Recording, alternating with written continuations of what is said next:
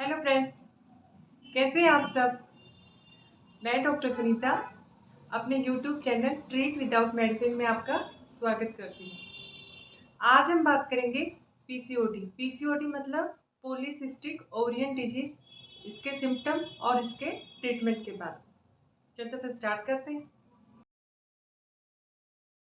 PCOS और PCOD दोनों ही एक बीमारी के दो नाम हैं। आज के टाइम में पीसीओडी की समस्या इंडिया में इतनी ज्यादा फैल गई है कि 50% फीमेल्स में ये पाई जाती है। यह छोटी छोटी लड़कियों में, जैसे कि 14 से 15 साल की लड़कियों से शुरू होके जो 50 साल की फीमेल्स हैं जिनकी मेनोपॉज हो चुका है, यानी कि रजोनिवृत्ति जिनकी हो चुकी है, उनमें भी पाई जाती है। ये समस्या सारा अली खान, सोनम कपूर, श्रुति हासन और विद्या बालन जैसे हीरोइंस में 14-15 साल की उम्र में हो चुकी है। इसीलिए उस टाइम में उनका 80 से 100 किलो तक वजन हुआ करता था। यह फीमेल्स में इनफर्टिलिटी और ओबेसिटी यानी कि ओवरवेट का मेन रीजन है। इनकी वजह से इनफर्टिलिटी होती है। इसकी वजह से न्यूली मैरिड और जिनको पहले एक बच्चा हो चुका है उनको भी प्रेग्नेंट होने में बहुत दिक्कत आती है। अगर हम अपने डेली रूटीन और खाने पीने का अच्छे से ध्यान रखें तो इस बीमारी को हम जड़ से खत्म कर सकते हैं। इसीलिए आज हम इसी बारे में बात करेंगे कि ट्रीटमेंट के साथ कौन सा ऐसा डेली रूटीन है, कौन सा ऐसा खाना पीना है जिससे कि हम इस बीमारी को कम्प्लीटली ठीक कर सकते हैं। और अगर इस डेली रूटीन को हम कंटिन्यू रखते हैं तो ये बीमारी हमें दोबारा कभी नहीं होगी। और अगर नॉर्मल फीमेल्स हैं वो भी इसका ध्यान रखेंगे तो उनमें भी ये बीमारी कभी नहीं होगी। आज की इस वीडियो में मैंने सब पॉइंट्स को अच्छे से कवर करके उनको एक्सप्लेन करने की कोशिश की है। इसलिए वीडियो थोड़ी लंबी जरूर हो सकती है लेकिन बहुत इंफॉर्मेटिव है, इसलिए एक एक पॉइंट को ध्यान से सुनें। ओवरियन सिस्ट को अंडाशय की गांठ नाम से भी जाना जाता है। ये महिलाओं के निचले हिस्से यानी कि पेडू, जहाँ पे गर्भाशय होता है, उसके दोनों तरफ अंडाशय होता है, ओवरीज। उन ओवरीज में जब गांठें हो जाती हैं, उन गांठों को ओवरियन सिस्ट के नाम से जाना जाता है। और ये गांठें तब हो जाती हैं जब ओवरीज अपना सही ढंग से काम नहीं कर पाती हैं। अंडाशय का काम होता है हर महीने अंडे को बनाना और एस्ट्रोजन और प्रोजेस्टेरोन हार्मोन को बनाना।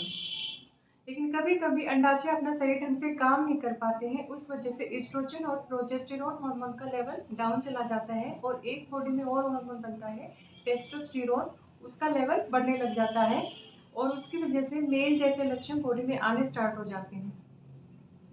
और जो एग हर महीने मेंसेस के दौरान बाहर निकलना चाहिए वो बाहर नहीं निकल पाता, ओवरीज में ही रह जाता है और वो गांठ के रूप में यानी कि सिस्ट के रूप में बन जाता है। उसको ओवरियन सिस्ट के नाम से जाना जाता है। पीसीओडी के दौरान जब मेंसेज होते हैं, मेंसेज के दौरान बहुत ज़्यादा पेन होता है, पेट में दर्द होता है, कमर में दर्द होता है, थाइज में पेन होता है। और पीसीओडी के दौरान महिला में बहुत ज़्यादा वेट बढ़ जाता है, कमर का साइज बहुत ज़्यादा बढ़ जाता है, पेट बहुत ज़्यादा बढ़ जाता है। किसी किसी महिला को टाइम से पहले मेंसेज आने लग जाते हैं, किसी किसी को महीने में 2 बार आने लग जाते हैं, 3 बार आने लग जाते हैं, किसी किसी को टाइम के बाद में आते हैं, 2-2 महीने 3-3 महीने चढ़कर आते हैं। किसी किसी को अगर आते भी हैं तो बहुत ज़्यादा ब्लीडिंग होती है, किसी किसी को बहुत स्कैंटी आते हैं यानी कि बहुत कम ब्लीडिंग होती है, किसी किसी को आने ही बंद हो जाते हैं। इसके साथ ही और भी साइड इफेक्ट स्टार्ट हो जाते हैं, जैसे कि उनके बाल झड़ना स्टार्ट हो जाते हैं, बहुत ज़्यादा पतले बाल हो जाते हैं, उनकी स्किन भी बहुत ज़्यादा ऑयली हो जाती है, उसकी वजह से चेहरे पर, उनके पीठ पर बहुत ज़्यादा पिंपल्स होना स्टार्ट हो जाते हैं और उनके चेहरे पर मेलाज्मा यानी कि झाइयों की शिकायत भी हो जाती है। उनका चेहरा निस्तेज हो जाता है, चमक खत्म हो जाती है चेहरे की और उनके एक्स्ट्रा हेयर ग्रोथ भी स्टार्ट हो जाती है, यहाँ चिन के नीचे, लिप्स के ऊपर, यहाँ चेस्ट पर, यहाँ हाथ और पैरों में बहुत ज़्यादा मोटे मोटे बाल आना स्टार्ट हो जाते हैं। और इससे महिलाओं की सॉफ्टनेस खत्म होने लग जाती है, यानी कि उनके जो फेमाइन कैरेक्टर हैं वो दबने लग जाते हैं और मैस्कुलाइन कैरेक्टर ज़्यादा डोमिनेंट होने लग जाते हैं। उनका ब्लड शुगर भी बढ़ने लग जाता है, थायराइड लेवल भी बढ़ने लग जाता है और वो कंसीव भी नहीं कर पाती हैं, मतलब वो प्रेग्नेंट भी नहीं हो पाती। हार्मोनल इम्बैलेंस की वजह से, लेडीज में मोटापा ज़्यादा हो जाने की वजह से, कोई कोई लड़की या महिला ज़्यादा टाइट कपड़े पहनती है, उसकी वजह से भी गर्भाशय और इस पे ज़्यादा प्रेशर पड़ता है, उसकी वजह से भी हो जाते हैं। और कोई कोई ज़्यादा मेडिसिन खा रही है किसी चीज़ की, उनके साइड इफ़ेक्ट से भी हो जाते हैं। जो महिलाएं या लड़कियां ज़्यादा बाहर का खाना खाती हैं, तला भुना ज़्यादा खाती हैं, उनको भी ये ज़्यादा होती है। जो ज़्यादा टेंशन लेती हैं, स्ट्रेस ज़्यादा लेती हैं, उनको भी ये ज़्यादा होती है। और जो बिल्कुल काम नहीं करती, सारे दिन लेटे रहती है, कोई एक्सरसाइज नहीं करती दिन भर में, उनके भी ये ज़्यादा होती है। नशीले पदार्थों का ज़्यादा सेवन करने की वजह से, टाइम से खाना नहीं खाने की वजह से, स्त्री और पुरुष की समानता में स्त्रियों के पहनाव में आया बदलाव भी इसका एक कारण है। उसकी वजह से फेमाइन करैक्टर दबने लग जाते हैं और मस्कुलाइन करैक्टर डोमिनेट होने लग जाते हैं। जो पहनावा या आभूषण हमारे पुराने जमाने में होता था, वो स्त्री को स्त्री होने का एहसास दिलाते थे और उसकी वजह से हार्मोन बैलेंस रहते थे। 1 चम्मच मेथी दाना 1 गिलास पानी में रात को भिगो के छोड़ देना है और सुबह उस पानी को छान के हमें खाली पेट पी लेना है। और जो मेथी दाना बच जाता है, उसको आधा सुबह और आधा शाम को खाना खाने के आधा घंटा पहले हमें निगल के खाना है। निगल के पानी के साथ खाना है, उसको चबा के नहीं खाना है, क्योंकि वो बहुत कड़वा होता है।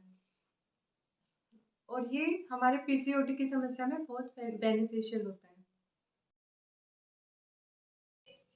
अशोक की छाल 100 ग्राम, कांचनार की छाल 100 ग्राम और अलसी के बीज 100 ग्राम, इन तीनों को अलग अलग पाउडर बना के मिक्स करके अपने पास रख लेना है।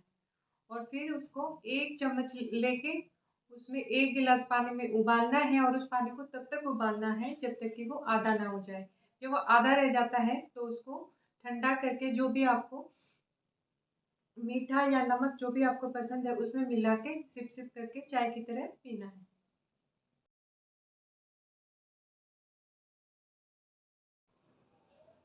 100 ग्राम सूखे आंवले, 100 ग्राम धनिया के बीज, इनको मिक्स करके पाउडर बना के अपने पास रख लेना है। और फिर उस पाउडर को 1 चम्मच पाउडर को 1 गिलास पानी में उबालना है, तब तक उबालना है जब तक कि वो आधा ना हो जाए। जब वो आधा हो जाता है तो नीचे उतार के उसे ठंडा करके पीना है। और उसके पीने के आधे घंटे बाद तक कुछ भी खाना पीना नहीं है। और ये दोनों सुबह शाम दोनों टाइम लेना है। इसके रेगुलर इस्तेमाल से कुछ ही दिनों में हमें असर दिखना शुरू हो जाएगा और ब्लीडिंग की समस्या में बहुत आराम मिलेगा।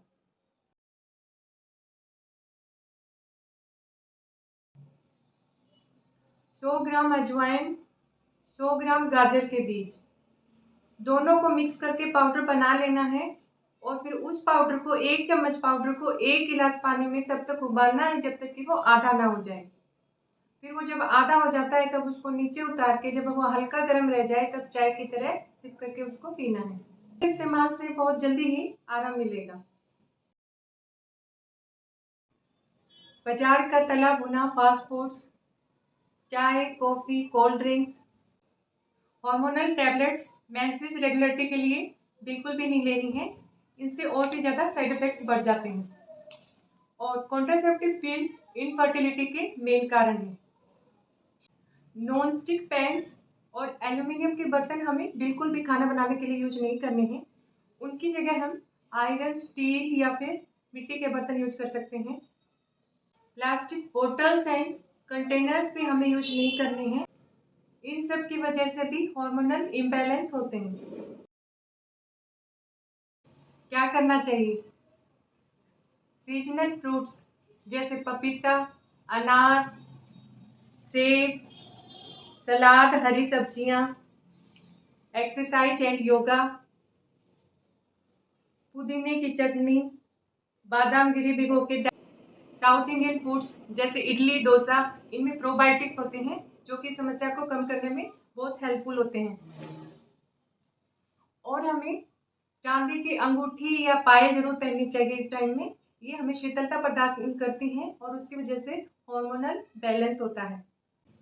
और इस टाइम में हम चांदी का गिलास भी यूज कर सकते हैं पानी पीने के लिए। ये भी बहुत बेनिफिशियल होता है।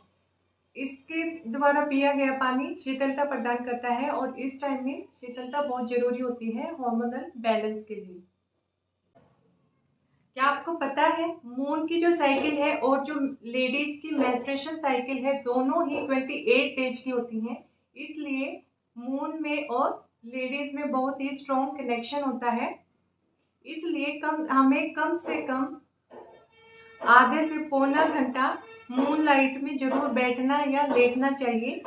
ये हॉर्मोन्स को बैलेंस करने के लिए बहुत ही बेनिफिशियल है अकॉर्डिंग टू आयुर्वेदा। हमें दिन में कम से कम आधे से पौने घंटा योगा या एक्सरसाइजेज जरूर करना चाहिए।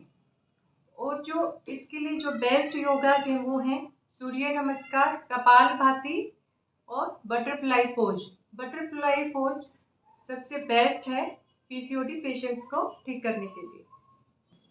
इन टिप्स एंड ट्रीटमेंट्स को आप रेगुलरली करते हैं और इन सब चीज़ों को फॉलो करते हैं तो आपका पीसीओडी की समस्या कम्प्लीटली ठीक हो जाएगी और फिर कभी नहीं होगी। इन टिप्स एंड ट्रीटमेंट्स के साथ में अपने आयुर्वेदिक डॉक्टर को दिखा के फर्दर ट्रीटमेंट जरूर लें। वीडियो कैसा लगा उसके लिए कमेंट सेक्शन में कमेंट करके जरूर बताएं। आगे भी ऐसी हेल्थ रिलेटेड वीडियोज मिलते रहे उसके लिए मेरे चैनल को सब्सक्राइब करें, वीडियो को लाइक करें। और आज के टाइम में पीसीओडी की समस्या इंडिया में बहुत बढ़ रही है, इसलिए अपनी फीमेल फ्रेंड्स को ये वीडियो शेयर जरूर करें। Thank you.